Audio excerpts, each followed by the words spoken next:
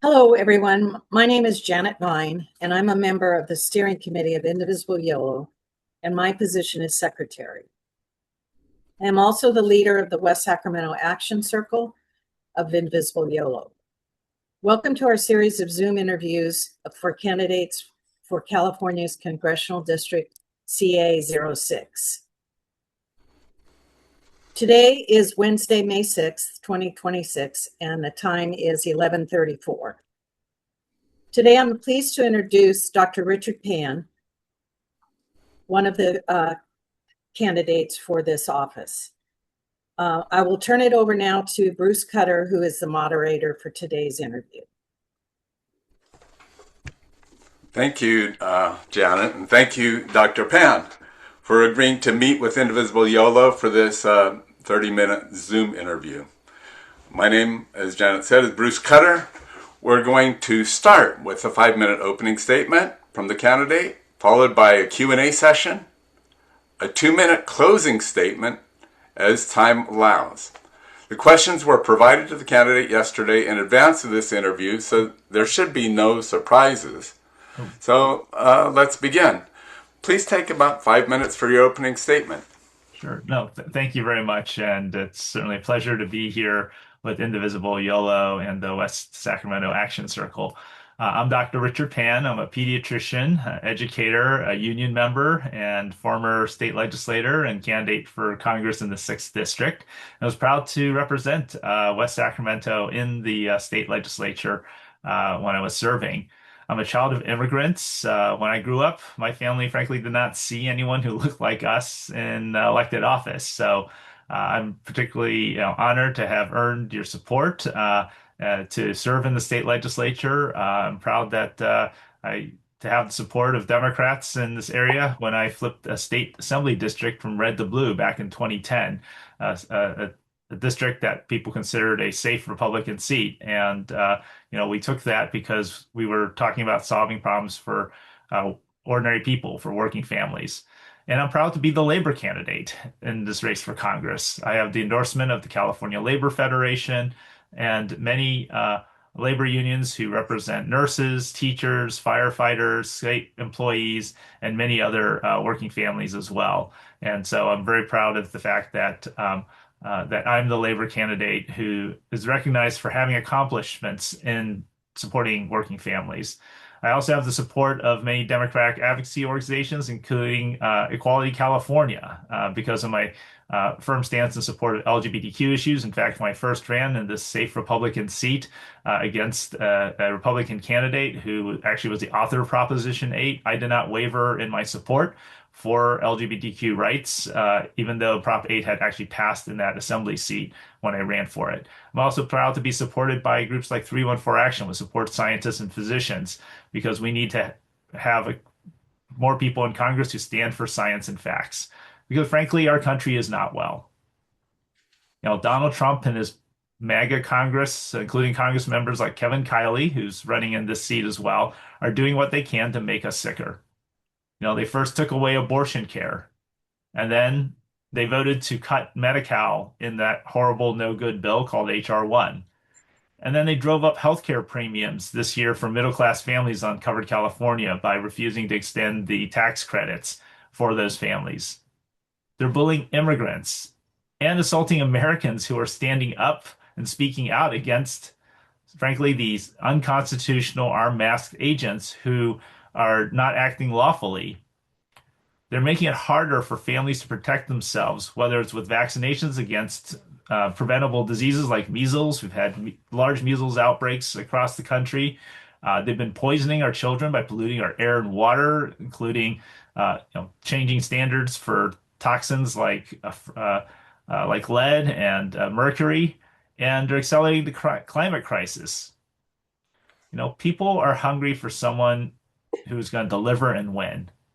And it's really important you have someone who actually has a record of getting things done.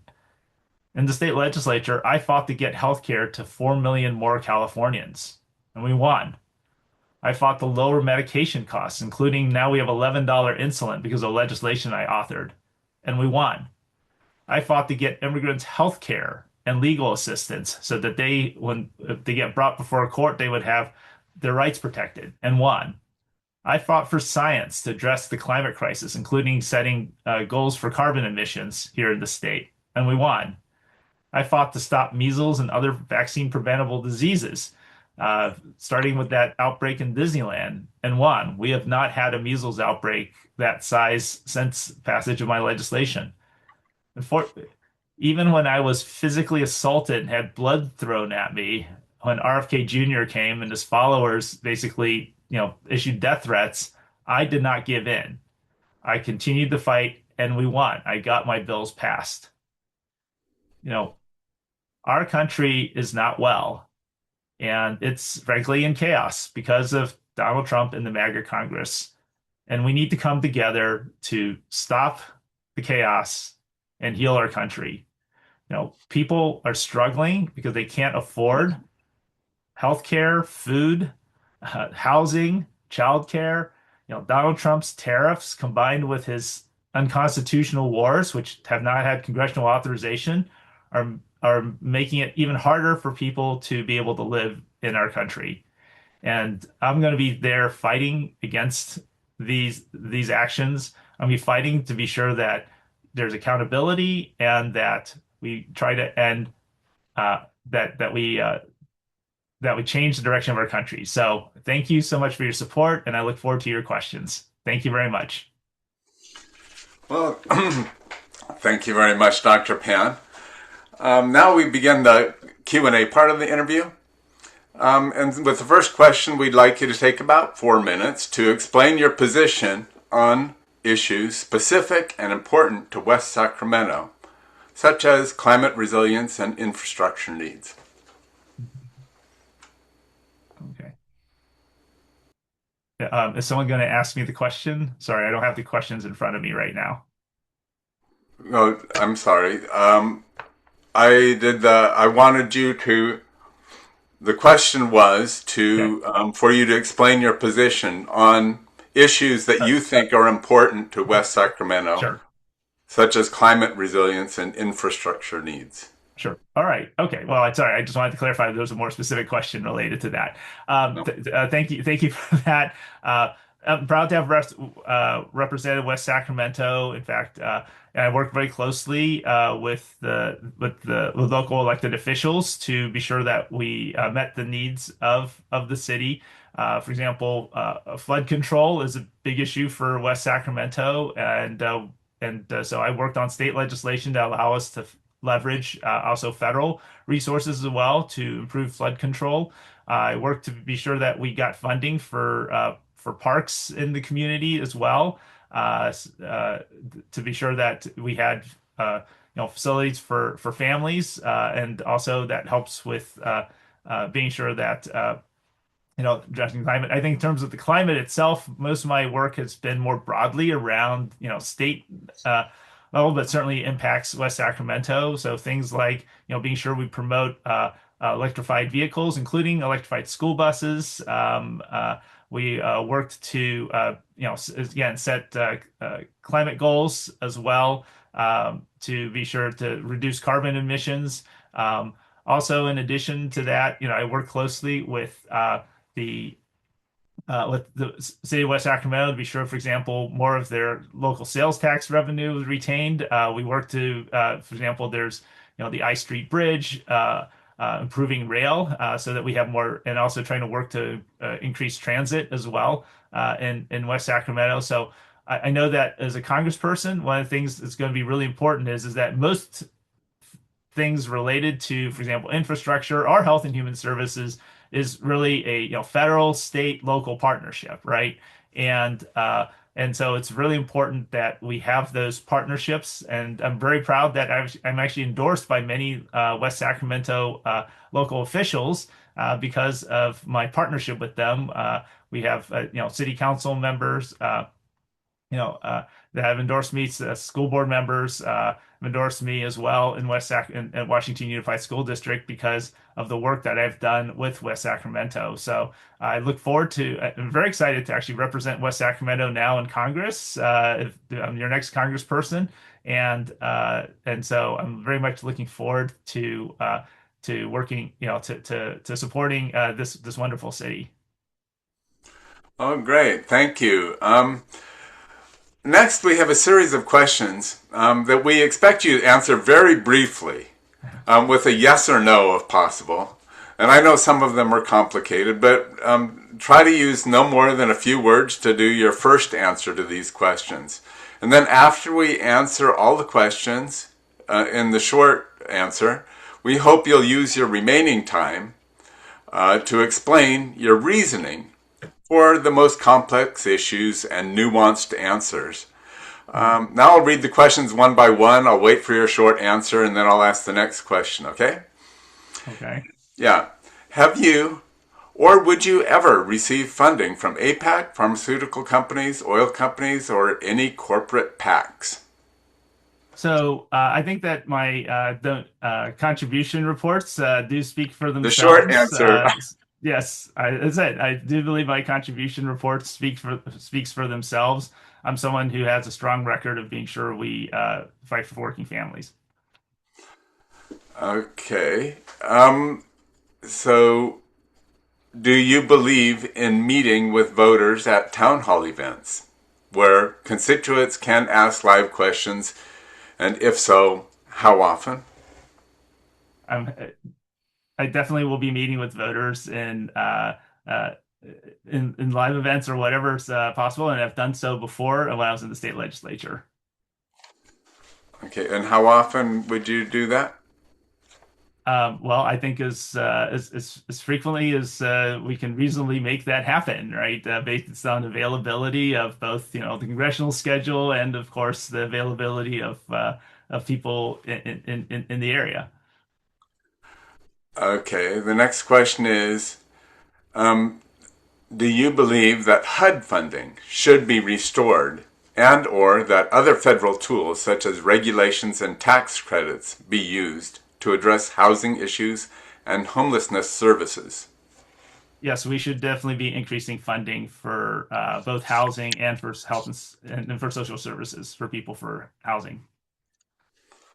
Believe me, Thank I'm you. looking forward to elaborating on all these. Yeah, I know. They're complicated, but we want a brief summary first. And Okay. yeah, so do you believe in Medicare for all? Or do you believe that Medicare for all should be an achievable goal for the Democrats when they next control the White House and Congress? I believe universal health care is achievable. I believe health care is a right.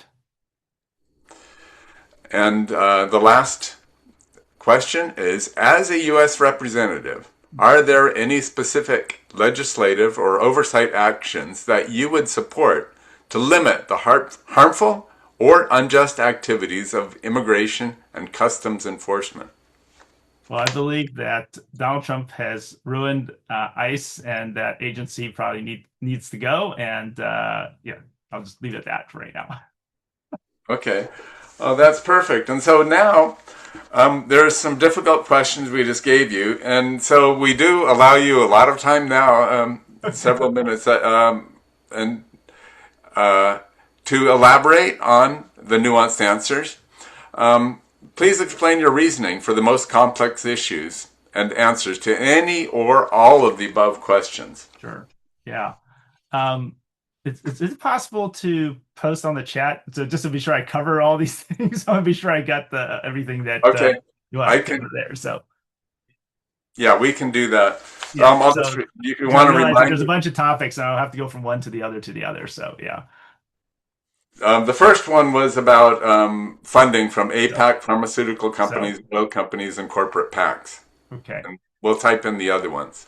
Okay. All right. So basically, I think my record in the state legislature and the work that I've done demonstrates my priorities and my values. And also, of course, so I know that many times one of the challenges is that, people make lots of promises when they're running for office, right? Uh, and people want someone who delivers, right? And someone who delivers. And the reason I'm the labor candidate and I'm endorsed by many progressive groups is because they know my record, right? They know that I get things done. So I'm someone who is going to fight to be sure we deliver for working people, that we address the issues like the wealth and income inequality that we have in our country, right? I'm someone who, as I said, I work to actually reduce the cost of medications, right? So that's pharmaceutical companies, and we want to address the profiteering that happens around medications and reduce healthcare costs. In fact, I serve on our State Office of Healthcare Affordability Board, right, to address healthcare affordability, right? I think that uh, I fought to be sure we fight the climate crisis, right? Including setting climate legislation, so those things, I fought to be sure we keep a healthier environment and expand healthcare. So I think those things stand out in terms of the work that I've done, and that's what I think people want to see from someone who's representing them in Congress. So. I think that it's important that we're going to be able to beat Kevin Kiley, who has 2.1, I think as of last count, $1 million in his campaign war chest. That we can flip this district so we can get the kind of Congress that's actually going to be sure that we oversee not only this administration, but to be sure that the billionaire executives, right, aren't corrupting our country. And that's what I'm going to do in Congress. And I think that you can see that my record shows that I'm someone who fights for working people. And that's why I have the supporters I have. In terms of, meeting with constituents, certainly that's something that I've done throughout my time. I will say that actually I held a forum in West Sacramento, and we did have a bunch of people who were probably MAGA aligned, if not MAGA types, including people who are anti-vaccine, come and actually actively disrupt the town hall. We had to actually shut it down and turn out the lights because they were so disruptive, and that prevented other people who were coming to the event to from being able to get their questions answered, right? So I want to be sure we have. By the way, this didn't just happen at the town hall I held in West Sacramento. It happened in a hall I held in Sacramento and so forth. So I do want to hear from people. I want to be sure I'm available. I certainly want to talk to people. I've always, accepted invitations to go meet with groups to talk about the work that I'm doing, but also to hear from all of you about what your priorities are. And I plan to continue to do that. And so I've done that before. Sometimes it's a challenge. Can be challenging. But I certainly am not afraid of being sure that that we're meeting with people and having conversations, just like the one we're having right now as well. I would love to have it in person, but I sometimes know that sometimes depending on schedules and so forth, that doesn't always happen. In terms of affordability, so. Housing is a big issue. Actually, I've done a lot of work in terms of trying to be sure we try to help people with housing. I agree that what shouldn't be happening at the federal level is that they've been cutting back on things like Section 8, right? That helps people afford rent, right? And then, by the way, in the state legislature, I voted to actually limit rent increases, legislation that limits the landlord's abilities to do rent increases. And we should be looking at various federal tools to actually help increase the supply of housing, because that ultimately is what's going to help bring down the cost of housing, is increasing that supply. And I know that I've worked with the West Sacramento City Council to try to look at opportunities to build, to help support more affordable housing. The other thing that I've done is I've worked with the SACOG, the local governments here, to think about what we can try to do to improve infill infrastructure, right? Because you want to build housing, part of the cost is that infrastructure, things like sewer lines and water lines and other types of things as well, and being sure that we if there's ways to find funding to do that. There was an initiative called Green Means Go that I worked on, got some state funding for that, but certainly we need a lot more funding. And I know that that was part of SACOG as well. And so we want to try to get more funding for that to help, again, increase the opportunity to build housing. across the spectrum. So, we have both affordable housing, but we have also situations where people, they are economically more successful. They're not wealthy. They just got out of, the affordable housing qualification, but then there's no middle housing, right? They call the missing middle. We need to improve that. The other thing is housing alone.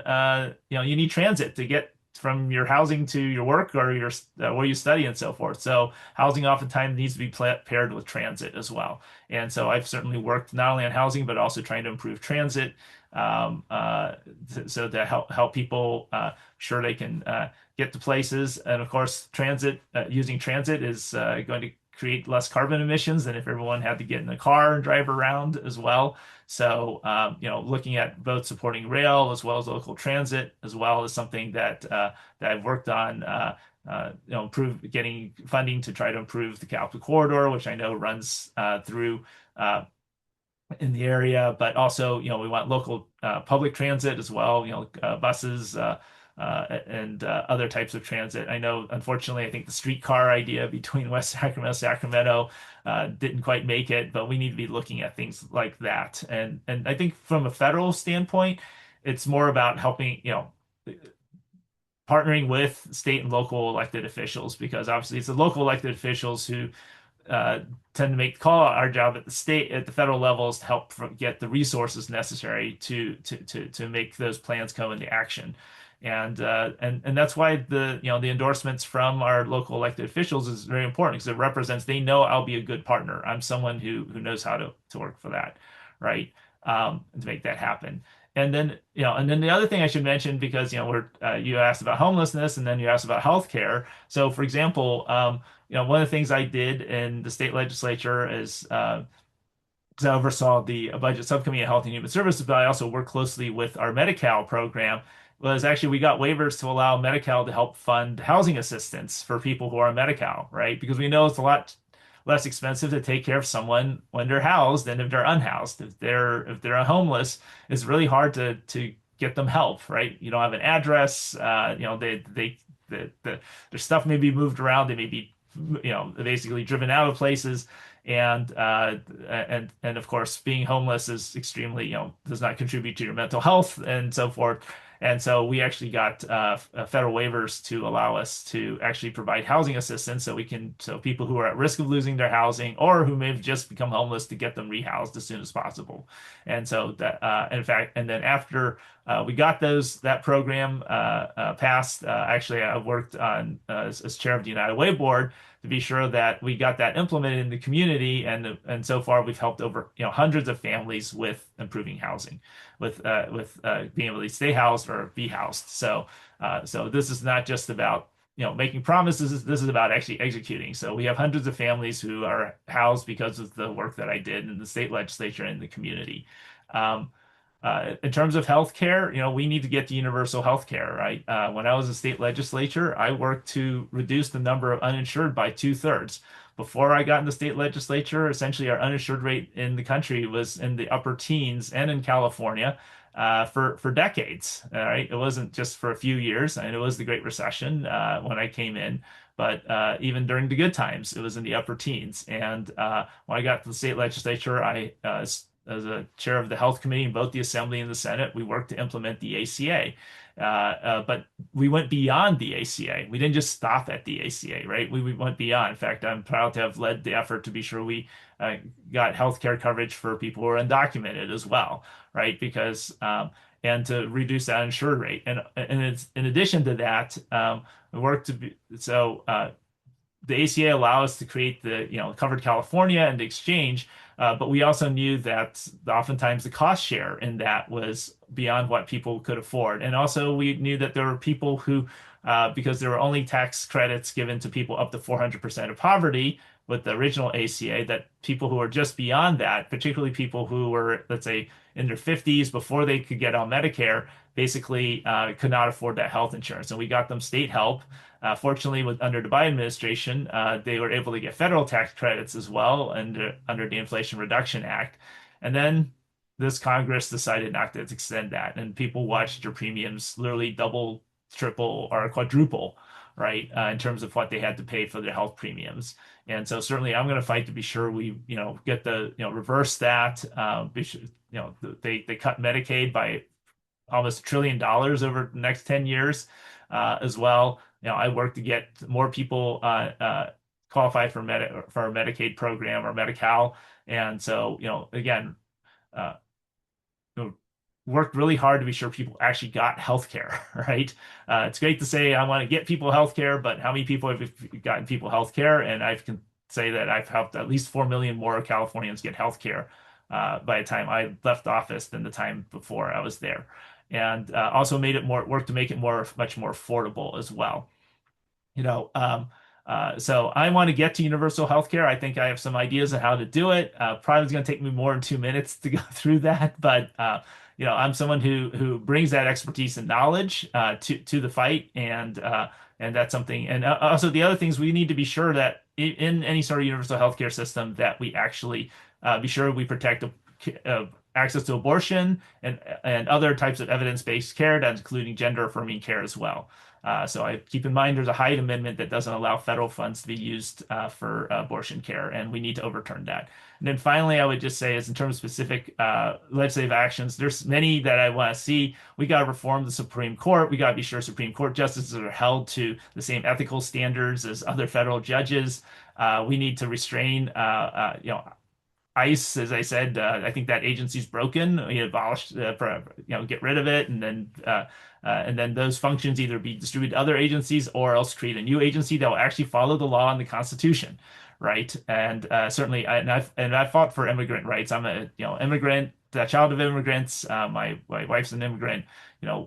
Being sure that everyone's treated fairly, including immigrants, is really important, and everyone has rights under the Constitution, right? The Constitution didn't just say citizens, it said everyone. And so those rights need to be protected, and I'll be standing there to be sure those rights are protected.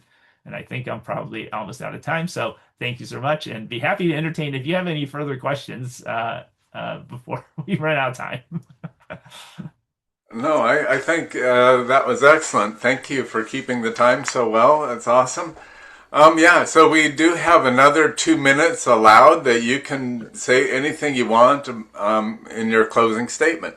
Yeah. Well, I just want to thank you so much for spending time with me. Sometimes one of the challenges of the campaign is oftentimes there isn't enough time to go into detail about things. But I would just say fundamentally that, as I said, our country's not well. Our country's not well. We need to send someone who's a fighter, and I think I've already proven that I will not be bullied or intimidated. Unfortunately, one of the qualifications that you may need to have is you have to prove that if someone threatens your life, you're not going to back down, and I've already proved that, right? At the same time, you need someone who actually has that knowledge and expertise. When I go to Congress, because of the time I spent in the state legislature, and by the way, I'm the only one with legislative accomplishments of the Democrats who are running. And so, you have to be sure that you have to understand how the federal programs work with the state and local programs. I had to know that during my time in state legislature. In fact, I was responsible for that in the budget subcommittee of Health and Human Services. So you need a fighter and someone who has the knowledge and experience and accomplishments to be able to deliver for people. Because if it's not about just flipping the house, it's about keeping the house afterwards 2 years later. And we have to tell people that we're not just making a bunch of promises and we can't deliver on them when we actually have control of the house. Thank you very much. Okay, well, that concludes our interview. Thank you, Dr. Pan. It's vital for West Sacramento residents to have this opportunity to hear directly from the candidates in this race, and we really appreciate you taking the time to help us better understand you and the race for Congressional District 6 in California. Thanks again, Dr. Pan. Okay. Thank you so very much. Thank you. Yeah.